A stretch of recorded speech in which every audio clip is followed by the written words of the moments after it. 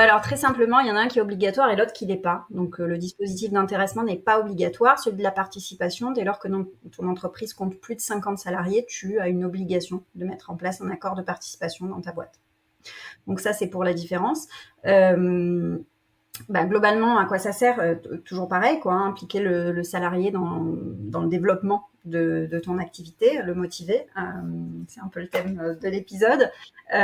Donc l'intéressement, c'est pas obligatoire, mais sinon ça fonctionne de la même manière. Donc je vais te parler de l'intéressement, mais ce sera exactement les mêmes dispositifs fiscaux, sociaux qui se déploient et qui s'appliquent sur l'intéressement et sur la participation.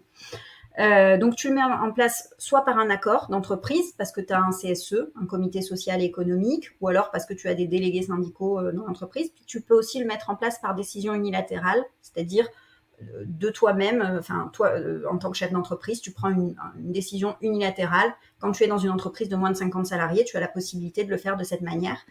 Et là, tu vas fixer ta formule qui va te permettre de calculer l'intéressement de tes collaborateurs.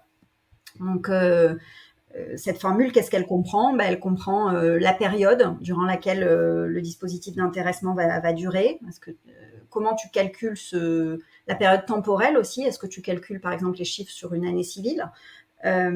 Qui sont concrètement les bénéficiaires? Est-ce que tu étends ce dispositif à tous les salariés de l'entreprise ou tu exiges à l'inverse que certains aient une ancienneté minimale pour pouvoir leur ouvrir droit à ce dispositif? Et puis les dates de versement et enfin la formule de calcul.